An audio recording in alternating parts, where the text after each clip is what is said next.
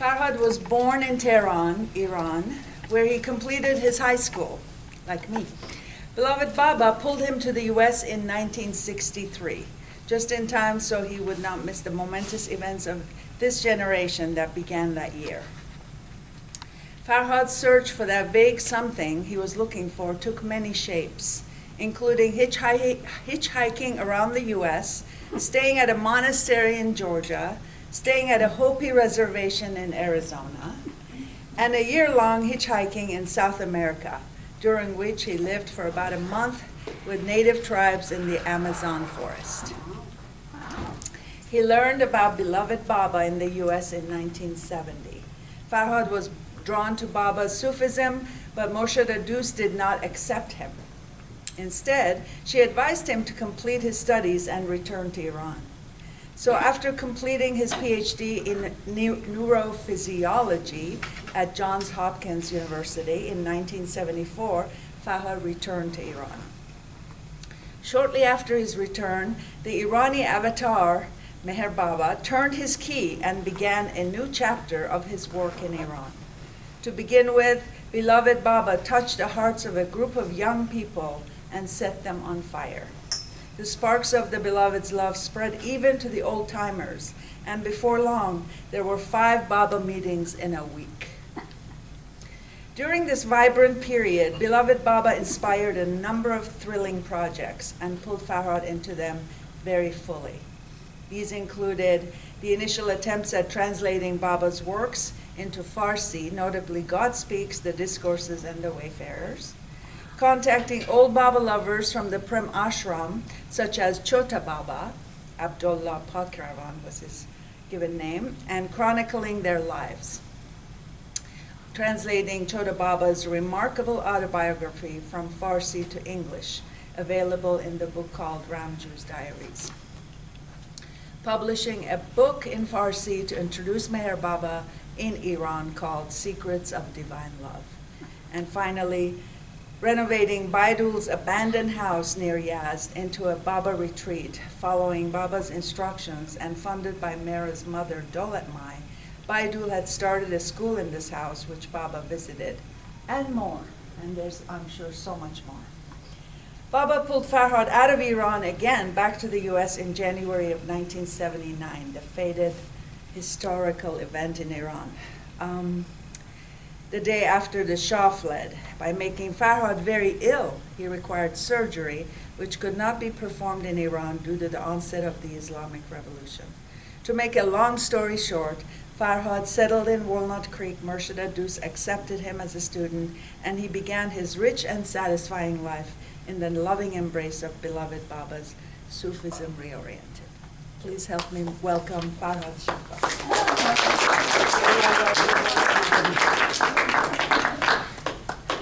That sounded good.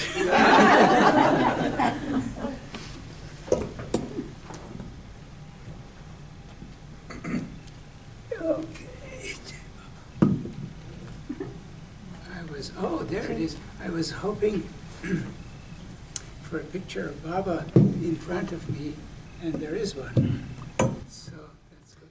Well, of course, beloved Baba, thank you for getting us together. You know, when he gets us together this way, he gives us his sahavas. And sahavas means his intimate companionship. And we will talk a little more about what sahavas is and when he started it and how it's different from his darshans. But in this atmosphere of love, I'm going to say things that you probably all know and can say it better than I can. But you know, just this morning I ran into Jeff Welverton, and we were sitting in the refectory telling each other stories that we both knew, but with such enthusiasm. Hafiz has a line. He says, یک نکته بیش نیست سخن عشق و این عجب از هر زبان که میشنوم نامکرر است. Love is a single word, But no matter how many times I hear it repeated, it never gets repetitious. And it reminds me of a mullah story. You know, some of you may know Mullah Nasruddin. He was this wise fool. And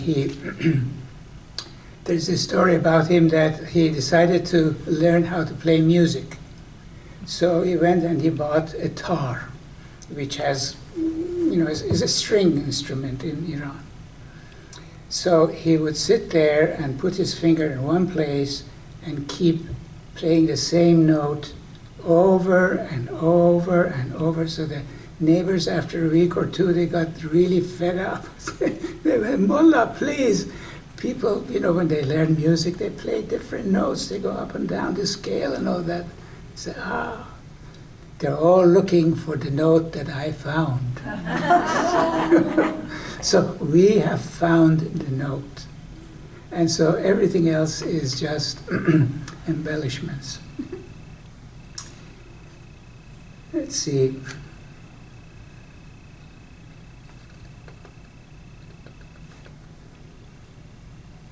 So I said I would talk a little bit about Sahavas. In gatherings like this, Baba gives us his Sahavas, which means intimate companionship. Now, what did Baba say about Sahavas? In 1955, he described it this way. He said, I want you to be with me, near me, and before me in an entirely different atmosphere, so that you can freely breathe the air of my personal presence. We must be together as intimately as if we were living under the same roof for no reason, no purpose other than that of living with each other and for each other. So Baba wants us to be with him in that way. Of course, that was when he was physically present, but now he has released his physical form, so he's not bound, and he's everywhere. So any moment we can just live in his intimate companionship, because that's what he wants, and it's for no reason, not because of God realization or anything else, but because we want to be with him. We are just members of the same family, we're under the same roof, and we are as intimate as members of that family. So, and to the best of my knowledge, Baba introduced the idea of Sahavas in 1954 in the men's meeting, when the 3 incredible weeks that, he invited men from the West to go and be with him in Mehrabad. Now, this intimacy that he's asking requires a big deal from us. We are not used to it. We like to put God up there somewhere, unreachable. That's our conditioning for the past eons of time and 8,400,000 lifetimes minimum. We've done it that way. Now he has come and is introducing a new way of being with him. And he introduced that after the new life. We will talk about his new life, the fascinating period of his life that he called the new life, tomorrow. But he introduced it as a result of his new life. He was able to bring in this new thing that his mission was all about. And so this idea of a Sahavas, intimate companionship, is something that we need to get used to. Now, in 1954, when Baba was giving that Sahavas in India, one of the people who was there was Lad Dimphal. Some of you may have heard of him. And Baba told them this. He said, I want you to be, comfortable. You want, do whatever you want. Just be natural with me. Don't, put me on a pedestal. There are times that he asks for that, which was the darshan times. But then he also is introducing something in addition, which is this intimacy. So Lud liked to smoke, so he put his legs up and on another chair picked out a cigarette and started to smoke in front of Baba. And following Baba's orders. Baba said, be comfortable, be, natural. And so after the meeting, Meherji was furious. He said, what do you think you're doing? Smoking in front of Baba, putting your feet up like there and lounging in front of Baba. Don't you have any respect? Don't you have any manners? And poor Lad, he thought that he was obeying Baba, but then here comes Meherji with this. So the next time they get together with Baba, he says, Baba, if you don't like me to smoke or to, be casual in this way, please tell me. I misunderstood. I apologize. And Baba says, who told you that? He said, Meherji was telling me that I shouldn't have done that. And Baba said, are you going to listen to me or are you going to listen to Meherji? But of course, Meherji was not at fault, because all of his life he had been conditioned, not only culturally and bazillion lifetimes, but also with Baba. Their relationship with Baba was, very Eastern style politeness. So,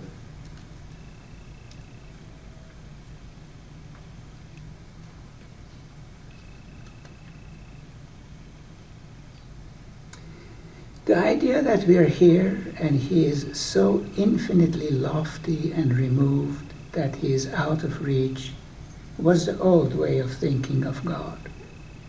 In the past, only a rare group of mystics considered God to be closer than their very breath. But now he wants everybody to be that way. We will talk about this more tomorrow. But God has everlastingly wanted to be with us, and during his Sahabas, Baba created the template and established a pattern for this intimate companionship. So now we can join him naturally and with ease. So now, many of us find it easier and easier to be that way with Baba, and that's because he set the pattern. When he joins us so intimately and naturally, something special happens. His divine qualities seep into us. They purify and lift us, and little by little, we are changed to be more like him, and eventually to become who we really are, him, the one without a second. So the idea is, to the extent that we can do this, it helps others. You see, we are always thinking, I want to get close to Baba. Yes, but then there comes a time when you say, what does Baba want? Baba wants everybody to be close to him. He is not making any distinctions anymore. That was the old pattern of life, when only a few people tried very hard to get up there. But Baba is breaking the silence. The silence is descending and embracing everyone. It is no longer an individual effort. Now that he has released his beautiful form, he can give us his Sahavas anytime. And every time we join his Sahavas, we reinforce that pattern and help anchor the experience of his Sahavas here on earth for others. In time, his intimate companionship will become as natural as breathing is. It's hard for us to believe this, but it was hard for a monkey to believe he could be a human. And so it is definitely in the works. And not just for a few, but for all.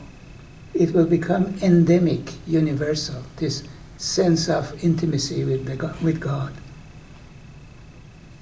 his invitation to think of him and to stay in his intimate presence as often as we can has been his most ardent wish.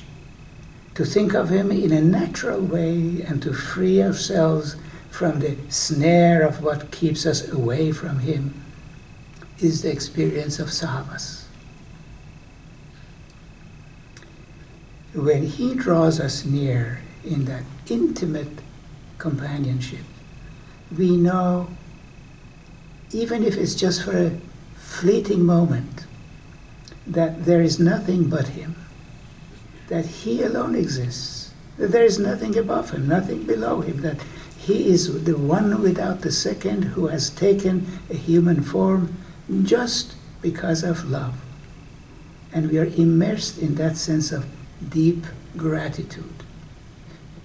It, at this time, is not, at least for me, a continuous experience, but those glimpses that we have of him in that way are so precious, and that there's nothing above him, nothing below him, nothing at all.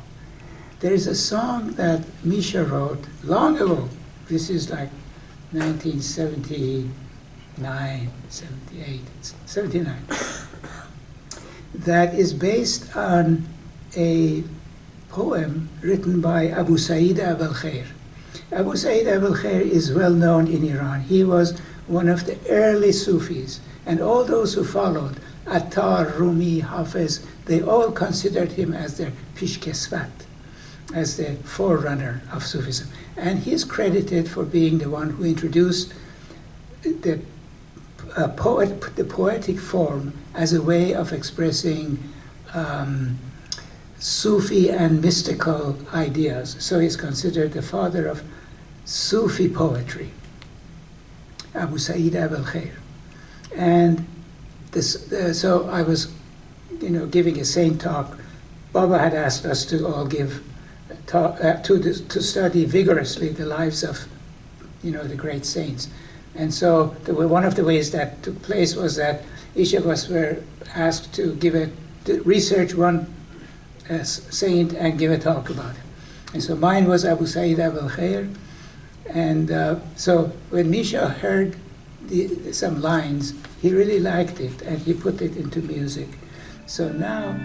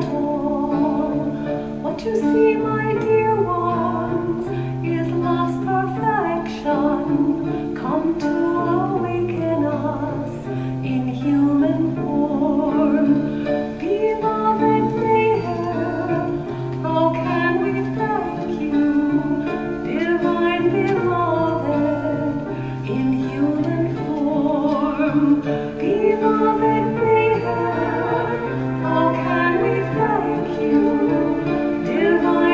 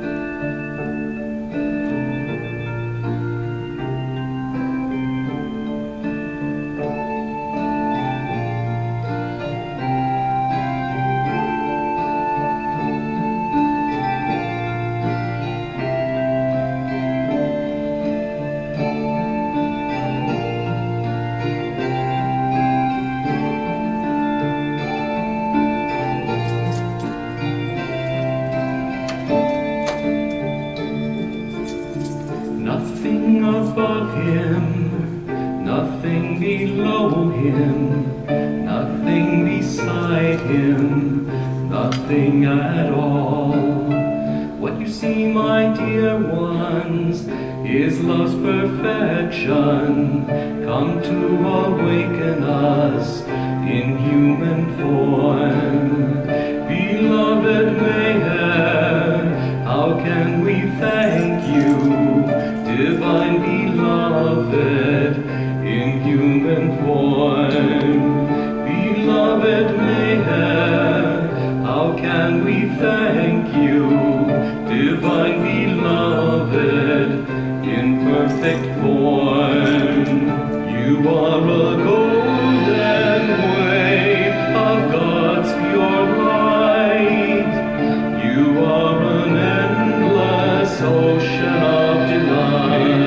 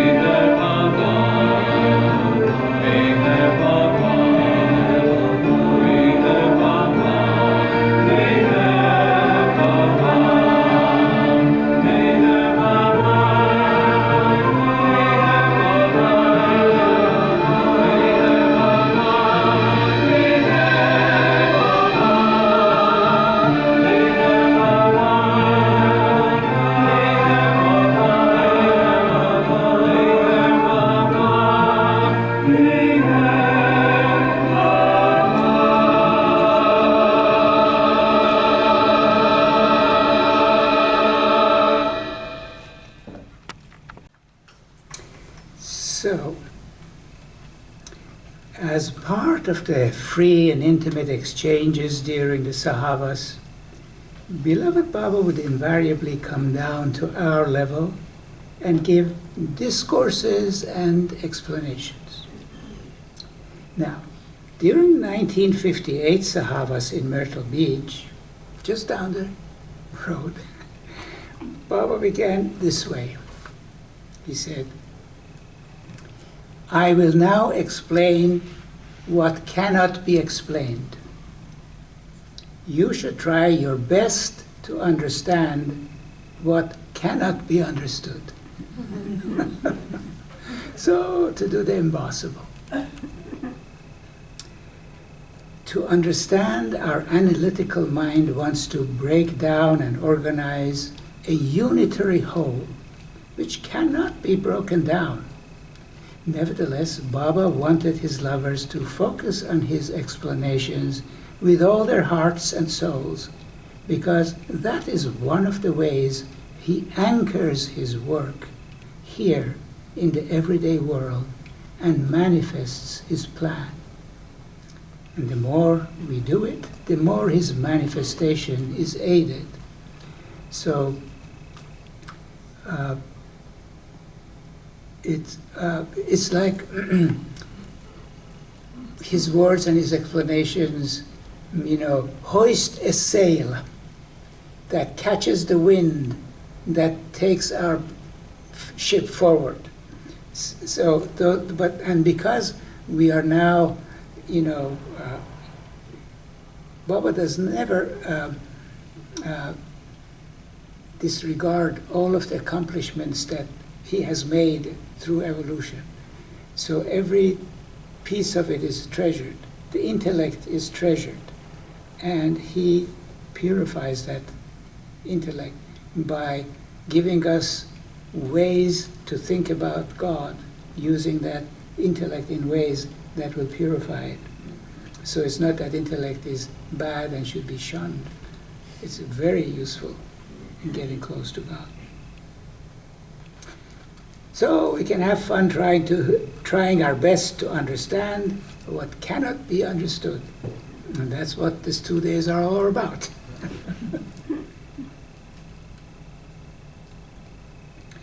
And we said living in his intimate companionship and in his limitless sahavas will become endemic and constant. Well, that experience of oneness, intimacy, and unity that he told us about is unfolding before our very eyes. It's happening now. Friends, we are changing worlds.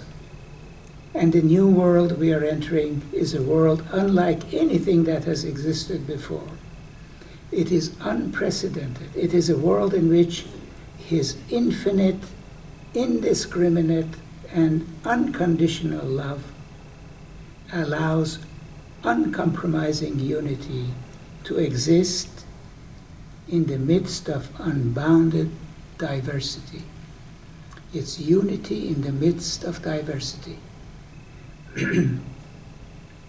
He established this pattern during his new life, and at the end of the tripartite free life, he explained it this way.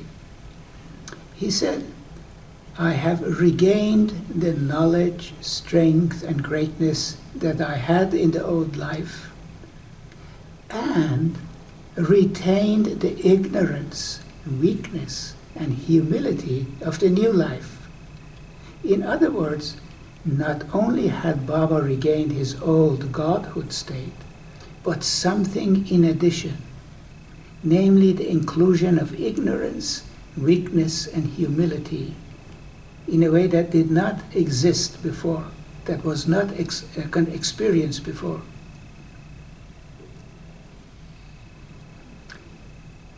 And of course, unity is the key word of our age, is the key message and work that Baba came to do.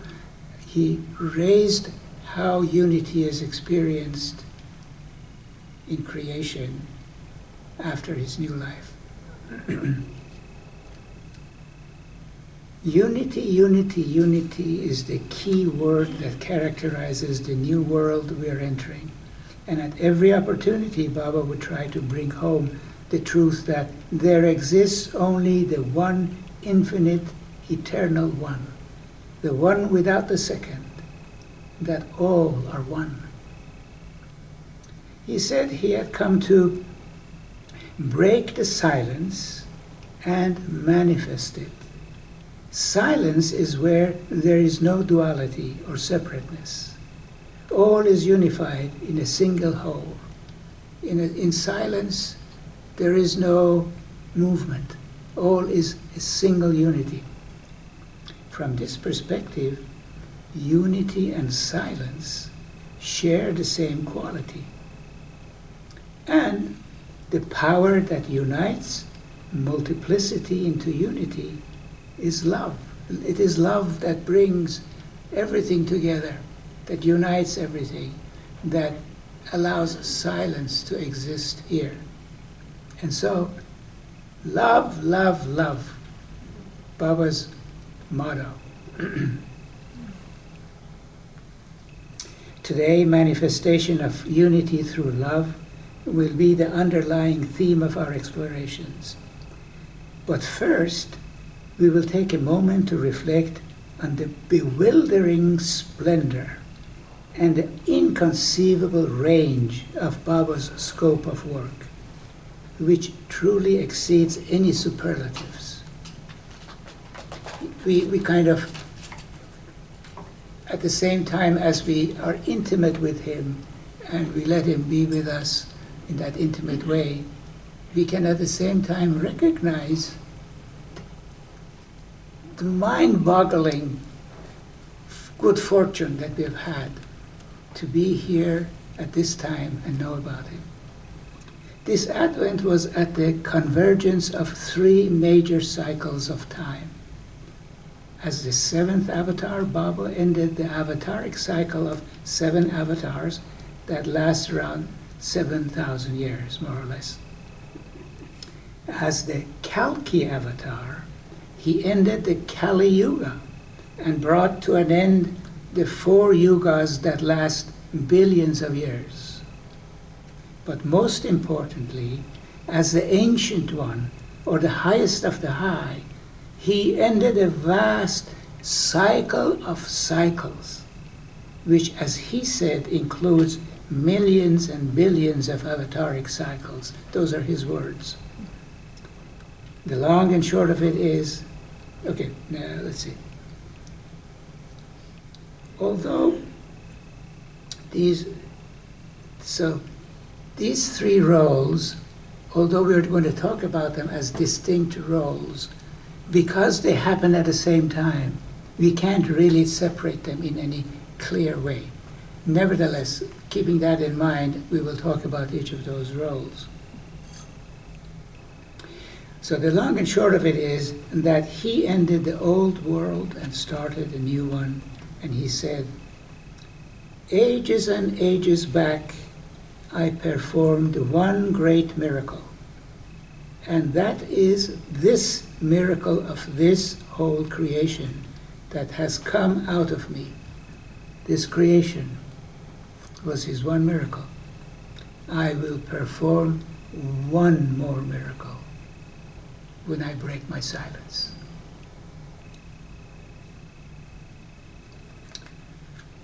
Then, after talking about the aspects of the avatar, the different aspects of the avatar,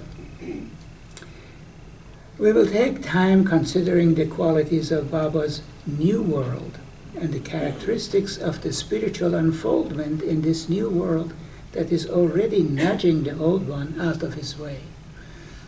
We are entering a new world, so needs new pathways to divinity.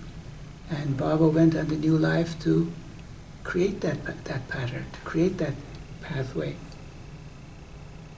We will also consider how during his new life, beloved Baba, well, I talked about that, just like when Baba talked about the mischievous chicken being, him as the first soul to go on the spiritual path and achieve God realization. And all the others who became perfect masters followed the path that he had set as the mischievous chicken. Well, now he has to do the same thing, because now he's bringing in a new world, a new creation that has never, that is totally new. And so he went on the new life to create that pathway. Sometimes, because we are not able to properly register the impact of Baba's statements, we gently step over them and think they were metaphors, that he was exaggerating, or that he spoke in a language we do not understand. But as Baba frees us from old habits of thinking, and his new dispensation takes hold, we begin to register them for what they are: concrete statements of truth. Baba always said that you don't think what I'm saying makes sense, but it's the truth. Now we are at the cusp of a grand cycle of time. Cusps are moments between two states. The old is ending and the new is just beginning. Just like the dawn in the morning, when the night is just ending, and these cusps have always been considered as holy, like the shore of the ocean.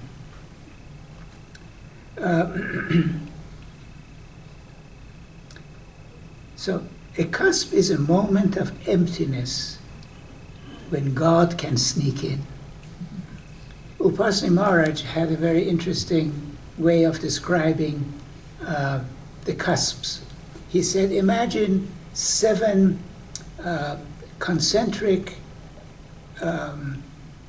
temples, all rotating within each other, and each of them has, one door. So they're all kind of rotating, and there are very, very rare moments when all these 7 doors line up and you can see right through the sanctum sanctorum, which is the center of the temple. Those are the cusps, rare.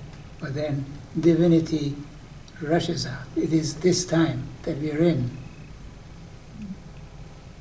We are in it. So we now live in such a time when, in the words of the beautiful song by Bob Brown, based on the words of the great perfect master Ramakrishna Paramahansa, the gates of paradise are open.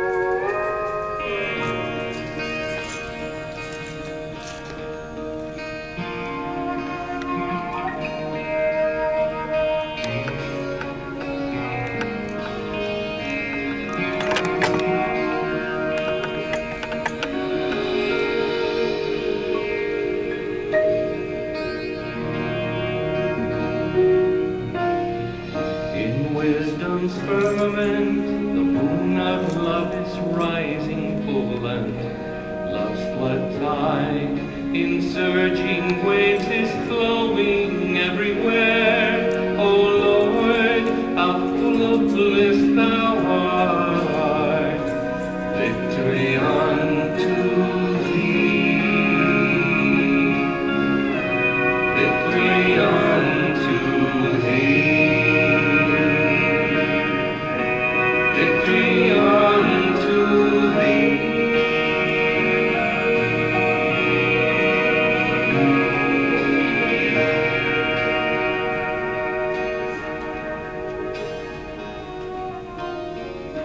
On every side shine devotees, like stars around the moon. Their friend, the Lord all merciful, joyously plays with them. Behold, the gates of paradise today are open wide. Victory unto thee. Victory unto thee. Victory unto thee.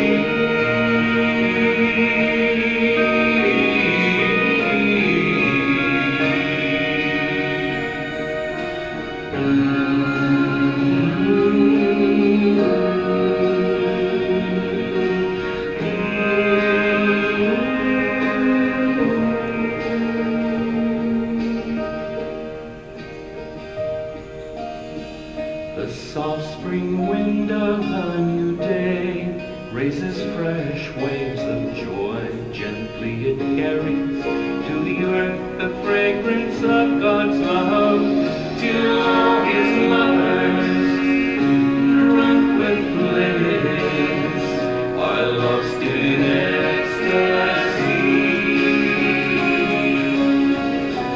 Victory unto thee. Victory unto thee. Victory unto thee.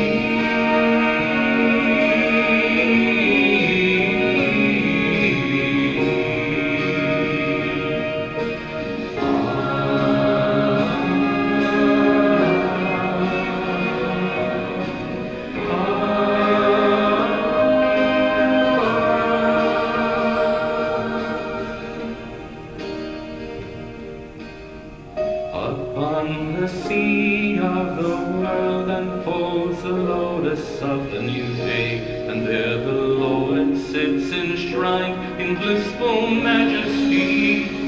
See how the bees are met with joy. See how the bees are met with joy, sipping the nectar.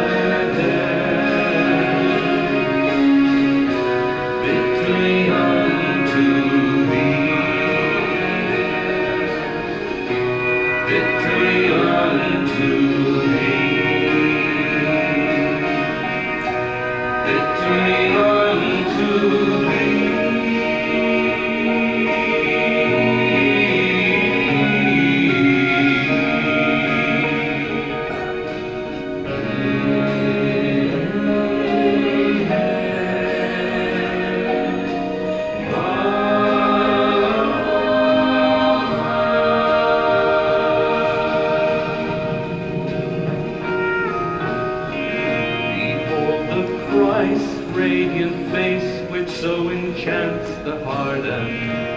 captivates the universe about his lotus feet. Bands of ecstatic holy ones are dancing in delight. They're lost in ecstasy. Victory unto thee. Victory unto thee. Victory unto thee.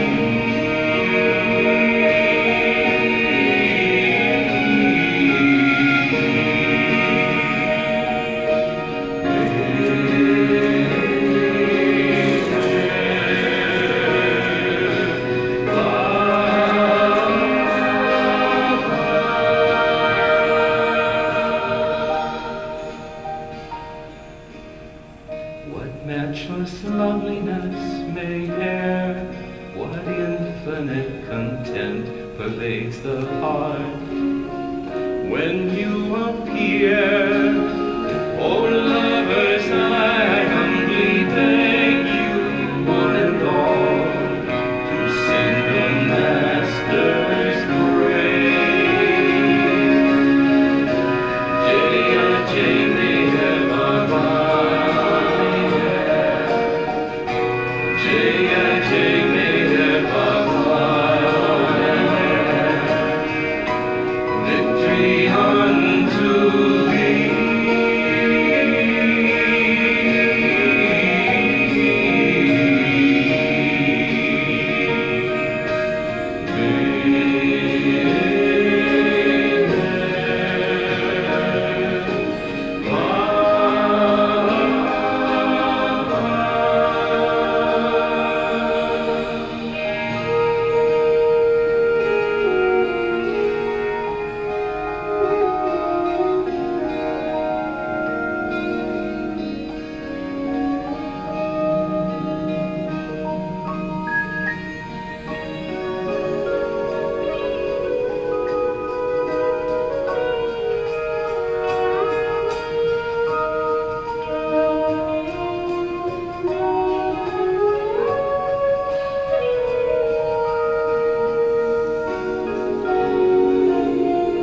In wisdom's firmament, the moon of love is rising full, and love's flood tide in surging waves is flowing everywhere.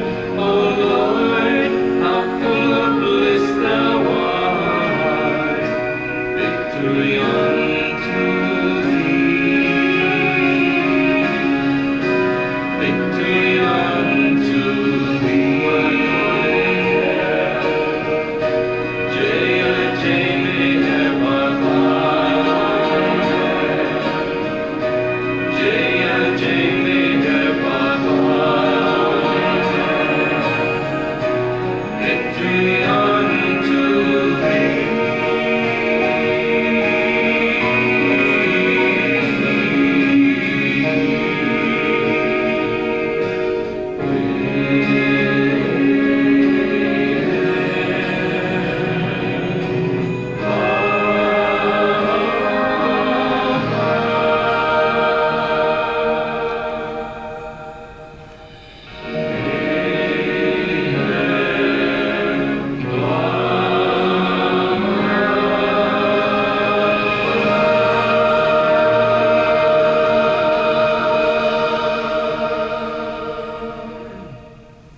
During his Zahavas, Baba would play games, would kind of be jolly with folks, and then suddenly would say, don't forget, I'm God. So it is, the two opposites have to exist together.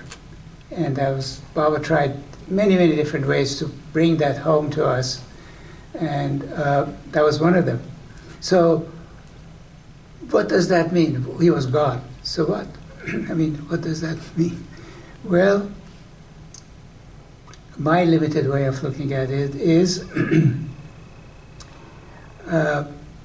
let's just look at what he said.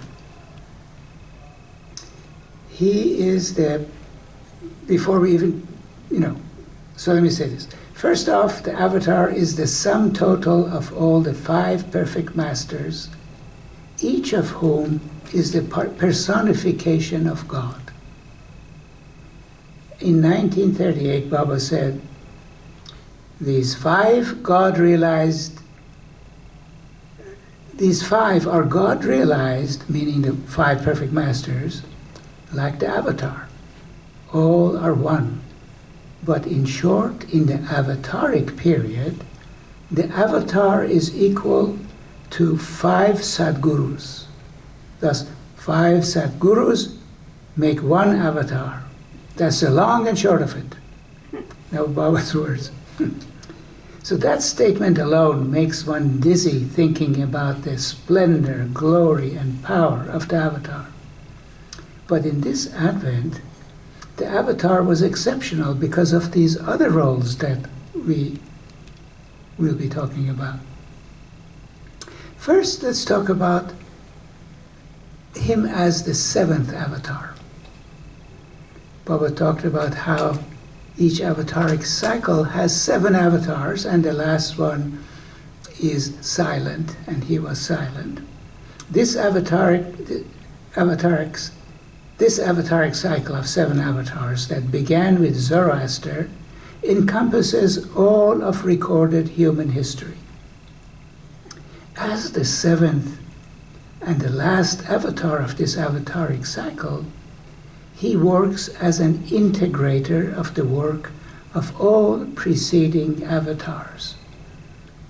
He completes the work of the entire cycle by bringing the divine energy associated with the 6 previous avatars into full manifestation by amplifying them, revitalizing them, and melding them with his own fresh new blend of energy. There's this wonderful book called Creation and Its Causes that Farshid is translating into Farsi. And Baba gave these discourses to the Pramashram boys way back when. In that book, he talks about how creation is made out of 6 major energies. And then there's a 7th. The 7th is the integrator that integrates these other energies together and gives them direction, and the direction of evolution and involution. So these 6 make up all of creation, and the 7th is the one that integrates them and pulls them up. So the 6 avatars in a cycle, each kind of are primarily associated with one of those. Of course, they include all of them, but they have a note for each of those, which is prominent for them. And the 7th avatar brings all of those together and melds them and integrates them into the unity that there are, all the 6. That's the role of the 7th avatar.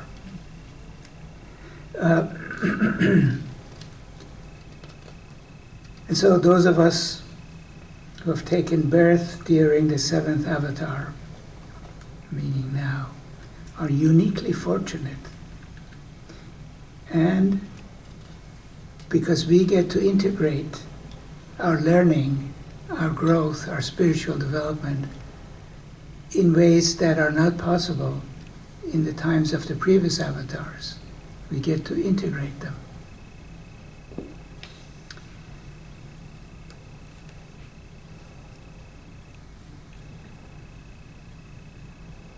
And of course, the force that integrates is the force of love. And Baba's message is message of love.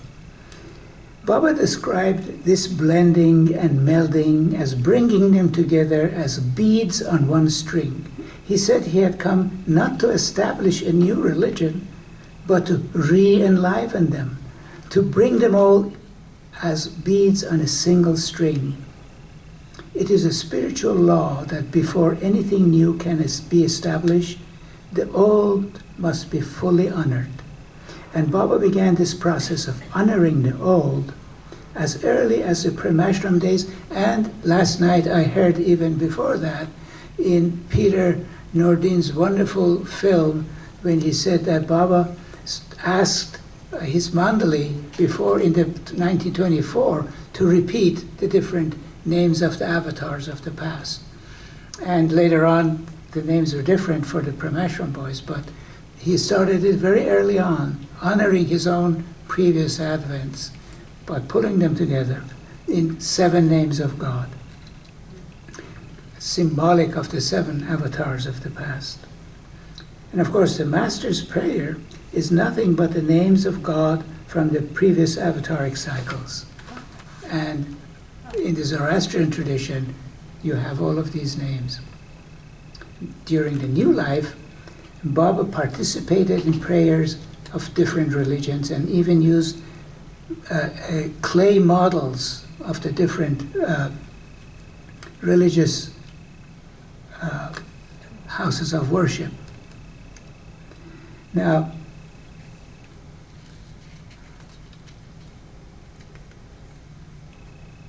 there is no way we can express our privilege and our gratitude the way it should be, but we do sing about it. And here's a lovely song that was prepared for 1969 Great Darshan, right after Baba had passed away, and everybody went to India. And this became one of Mehera's favorites. So we will watch this, and Mernaz from Mersapas has put that music, which is sung by Paul Burge with images of Baba. And those of you who don't know Mernaz, she's a very talented graphic artist, and she runs the Baba Zoom group. The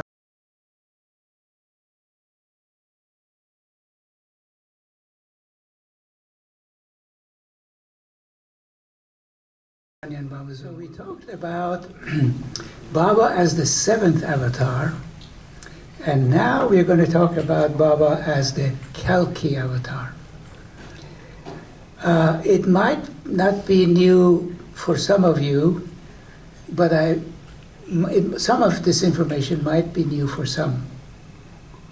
In Hindu tradition, there are 4 grand ages or yugas: Satya Yoga, Treta Yoga, Dwapara Yoga. Forgive me if I'm mispronouncing. Kali Yuga. So, but that is not the only way of talking about ages and the way people parse out time. Different traditions, even in India, parse time in many different ways. And we were just talking about how there is one that parses it into 24 cycles. But we're going to talk about a simplified version of it that kind of associates with Baba in some significant ways. So this Kali Yuga, which is the end of the 4, Baba said is the worst Kali Yuga he has ever seen. Because it is the last of the last. You see, Baba is ending a cycle of cycles. So this is the last cycle of cycles, and its Kali Yuga is the worst of the worst. Because it kind of brings to the surface all that needs to be cleansed, purified, and then the golden age begins again. And that's what Baba said. He had come to end the old and bring the new, and when he comes back in 700 years, the new one will begin. According to the internet, these 4 yugas that I talked about, the Golden Age, the Silver Age, the Bronze Age, the Iron Age, all of them put together last 10,000 divine years. Each divine year is 432,000 earthly years. So this is what some internet resource is telling us. So according to this, it's 4,320 years that this 4 cycles take, that Baba is ending, this big cycle. Baba said he was ending the last of these 4 cycles, the Kali Yuga. He said this was the worst Kali Yuga he had ever seen. And as we will see, it was the last of the last Kali Yugas in the vast cycle of cycles. Thus, it was the worst.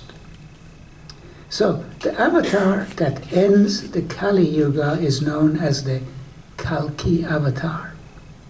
He comes to usher in the golden age of the next cycle of yugas. He comes to bring to an end the Kali Yuga and start preparations for the golden age. He destroys the old to bring in the new, and this destruction happens through an apocalyptic conflict, a titanic final battle. For Baba, this final battle was the Second World War, which Baba said it was his war. Baba said the Second World War was his war.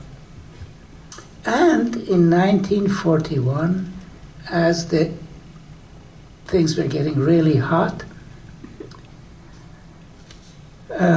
in 1941, when the world was in the thick of the war, Baba called 1941 the most important year in spiritual history. Now that's quite some statement, isn't it? The most important year in spiritual history. His exact words were, this year, being the most important one in spiritual history, my birthday falling on February 15th will not be celebrated publicly or privately. This war transformed the shape of the earth, people's values, beliefs, and ways of life. This was the worst war that had ever been. Historians say more died in this war than all who had died in all the previous wars. But the purpose of destruction is to prepare for the new, and naturally, Baba began preparation for the rebuilding. For example, in 1938, he started Baba began giving the formal teachings for the new Yuga and published them in the Meher Baba Journal. Later these were collected and became the discourses. So the discourses that we have now, Baba started just as the Second World War was beginning to create everything that was necessary as a preparation.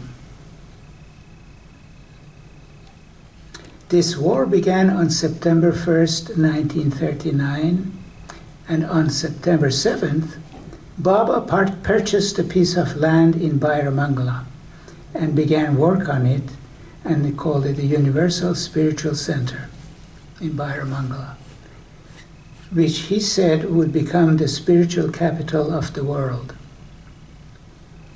It was to serve as a template for the new world and to help anchor the new in the material world. Later, he used that same template for the Meher Spiritual Center, his home in the West. So Baba began this whole rebuilding at the end of the Kali Yuga by establishing a new universal center and by starting discourses and all of that. The Kalki avatar must summon immense reservoirs of the most potent divine energy to melt and dissolve the deep-rooted and powerful forms of ignorance of the past. One of the ways that Baba employed to gather this energy was through his work with musts. Therefore, it is not surprising that Baba's most intense work with musts coincided with the Second World War, between 1939 and 1947. Baba planned and supervised 7 main must ashrams and contacted many other musts who were not in those ashrams. And also he contacted spiritually advanced souls during that period. So he gathered the harvest of spirituality. The Mandali would talk about how Baba's work with musts was unprecedented among the avatars. Musts, these glorious beings of light, these most precious jewels in Baba's treasury, represented the most mature fruits of creation grown and ripened during the past cycles of time. Collectively, they represented the accumulated reservoir of divine force available on earth. Baba, through his contacts with them, harvested this ripened fruit for his work, and in the process aided the musts themselves immensely. So let us pay our thanks to these great souls for their service to our beloved. The video that we will see is based on a film that was taken by Dr. Deshmukh. Dr. Deshmukh, had this camera. He didn't know how to shoot films, and it was all, like this. But bless his heart, Erwin Locke, that lives here, I think. He came to Iran, we traveled together, so we have a long story together. But he took this film and made it such that you can actually see some things in it. And in the video that you will see, Misha has put his own music and some of that images together. And so we will thank these lovely souls. You must.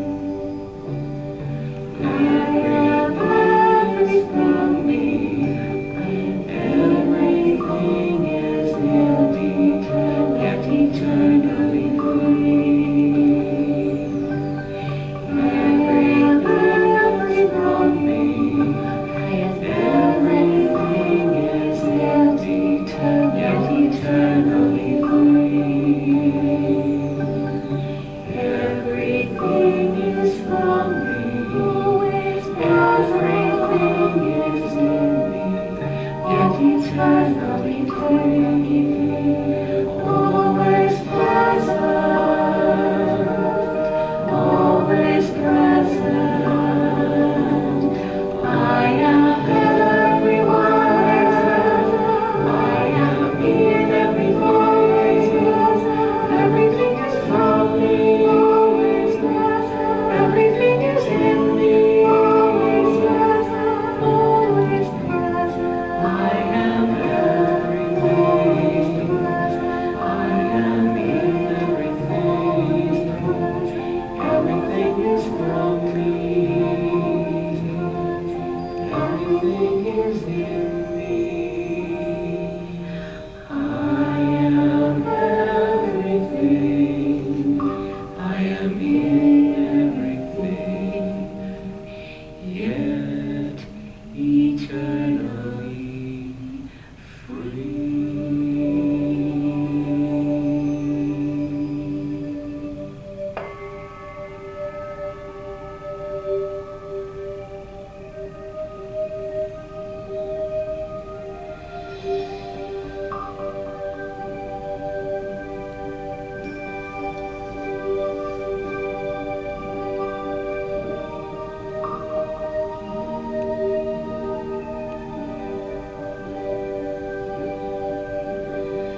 I am everything, I am in everything, yet eternally free.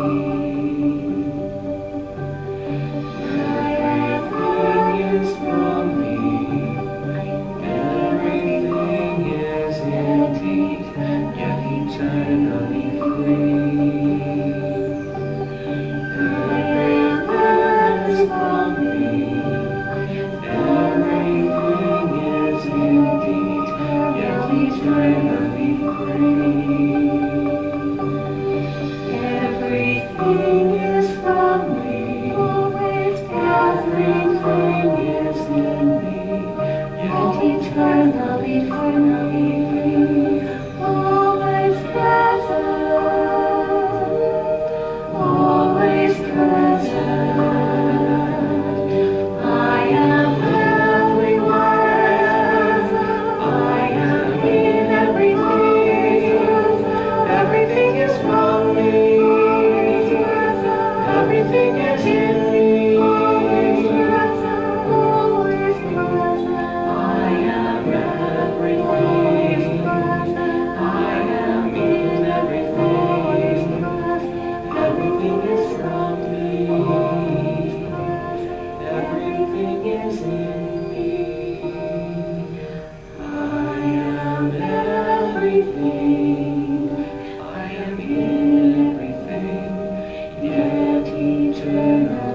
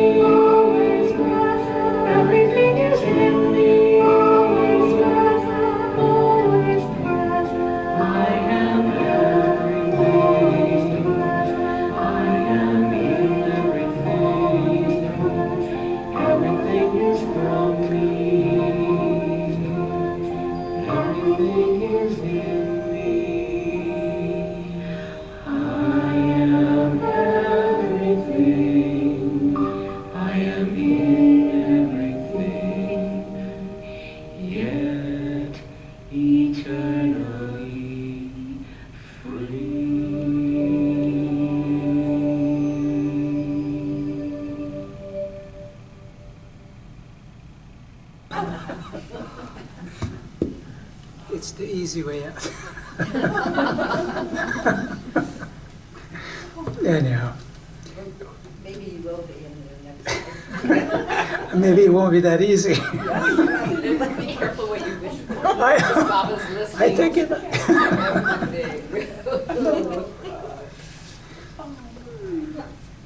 careful what you wish for because you might get it. Right? Yeah. Didn't Papa say, though, he was sending some of them to reincarnate here in the West in the future? It's not me. Next slide. Okay. All right. So then, the Kalki avatar is depicted as riding a white horse. That's why Baba is called the white horse avatar, and we have all these images of Baba on a white horse. And the name of the white horse is Kalki. And he holds a sword in his hand in the traditional imagery.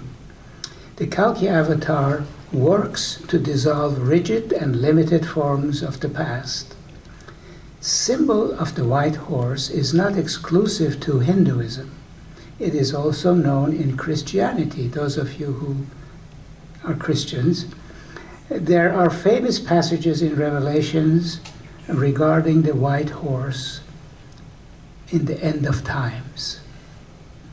Then, this is one of those passages, then I saw heaven open, and behold, a white horse. And then another one in Revelations, and the armies of heaven, arrayed in fine linen, white and pure, were following him on white horses. In Islamic tradition, a miraculous white shiny horse called Buraq carried Prophet Muhammad through the 7 plains for his audience with God. Horse symbolizes the journey. It also signifies the readiness to surrender oneself completely to the divine in utter devotion. So the horse is a symbol of devotion. And a white horse is pure devotion. Devotion is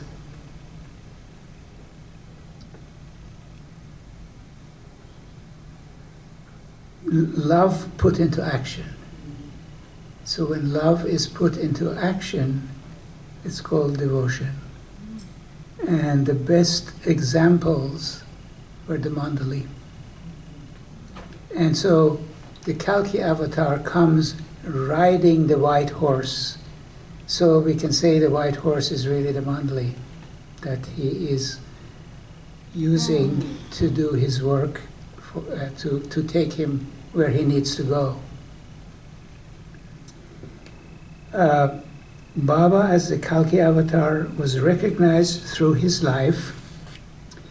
In 1954, during the men's meeting, that the film that we first saw as you were coming in, that was from 1954 men's meeting. Baba had a passage from Hindu scriptures read that included the following about the Kalki avatar. So Baba asked for this passage. I bow down to the incarnation of Kalki, who is yet to come in this terrible, sinful Kali age, who is devoid of all religious rituals such as sacrifices, who will be riding a white horse, who will have a destructive sword in his hand, and who will cause the destruction of the multitude of wicked non-believers. So this is ancient scripture talking in the future. And Baba is having it read, saying basically, I'm it. And in 1956, during his visit to Sakori, there is an account of the group honoring Baba as the Kalki avatar. This is how it appears in Lord Mayor. Baba was taken in a procession with music and singing. In the vanguard was a beautifully decorated white horse, symbolic of Kalki. the avataric incarnation in the Kali Yuga.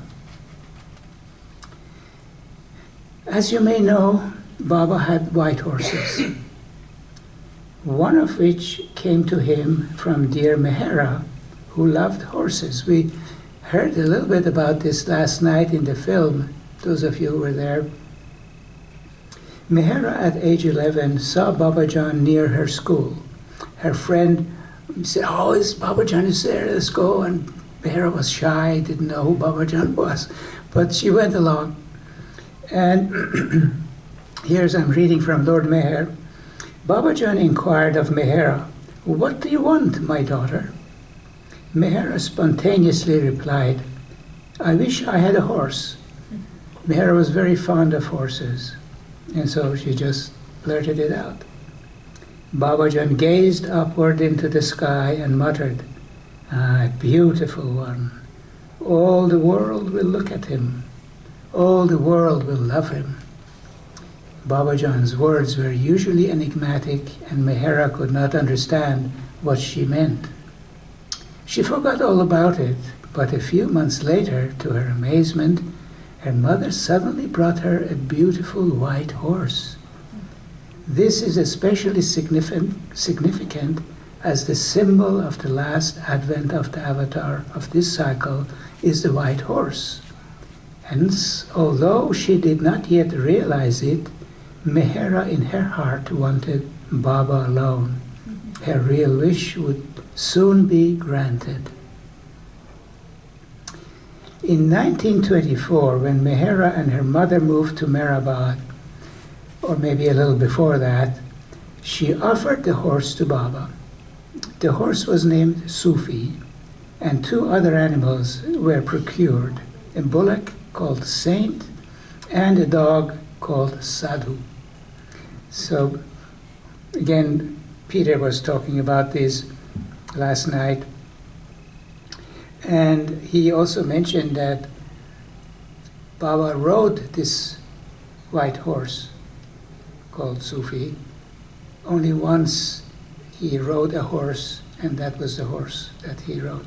So the Kalki avatar assumed his symbolic posture on top of a white horse. During the new life in Benares, Baba asked for a pure white horse without any blemish, and it was procured. It took a while, but they found the horse for him. The pure devotion symbolized by the white horse was exemplified by the Mandali, who expressed that pure devotion throughout their lives with Baba. This Misha song will include a few statements from Erich, Mani, Mehera, and Katie. And we sense this devotion not only in what they say, but in how they say it. By the way, you will hear a camel bell being rung. It is from the new life. Alaba used to ring it for tea time. So it's from the new life. It used to hang on the camel to keep him awake as they walked around.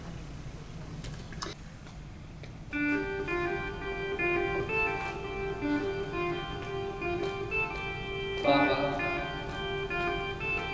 Baba. Baba. Baba. Baba. Baba. Baba. Jai Ho! Jai Ho! Jai Ho! Baba.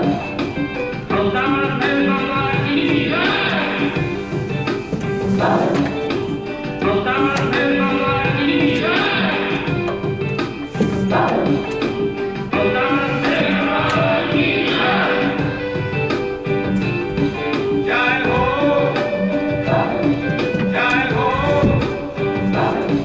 Jai Ho! Jai Ho!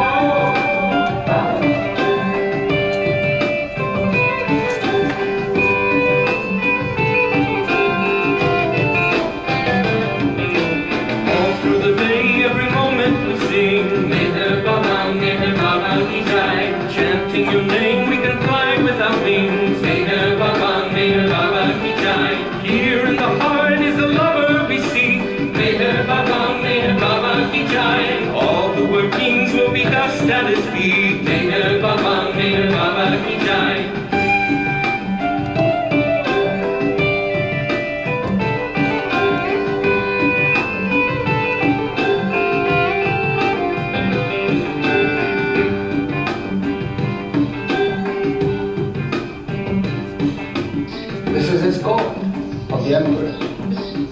no less than royalty is admitted here.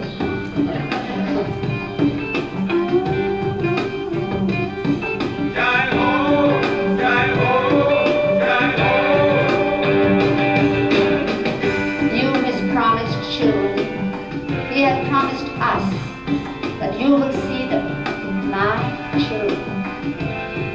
They will come, and you will see them. And the love on his face as he said it, the love of a mother, the pride of a father. We hear your call and beloved we come. Living for you, the new life has begun. Yours is the face of the moon and the sun. We are the parts and you are the song.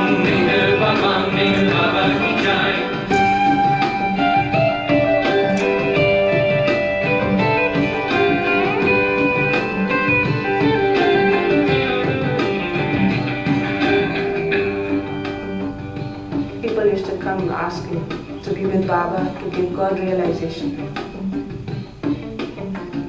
We never did come for that. We came just for Baba.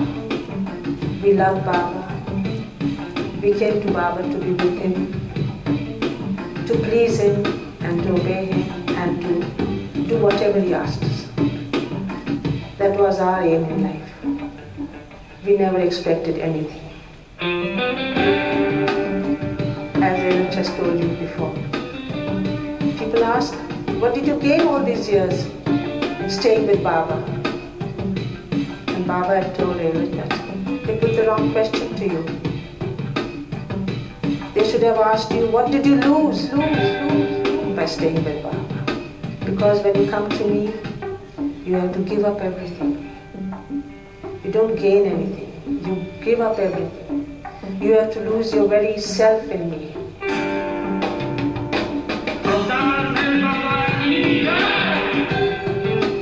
Baba, Baba,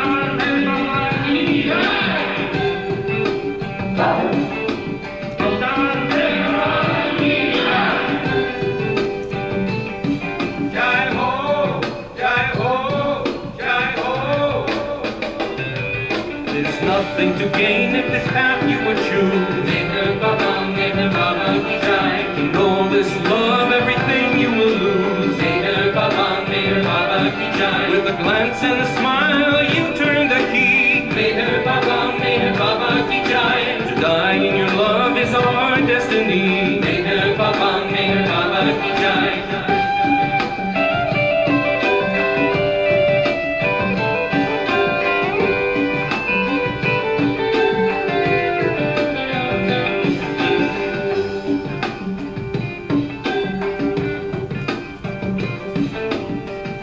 God is love. Baba is God. God is love. Baba is God. Baba is so beautiful. So beautiful. Baba is dancing. Jai Ho, Jai Ho, Jai Ho. Baba is dancing.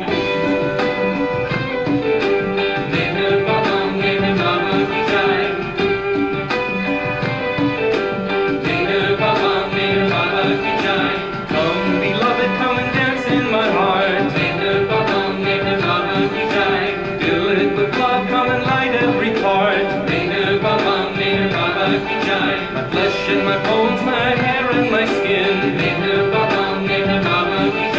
shine with the light of your light within. My ears and my lips, my eyes full of light. Light of my light, make me your light.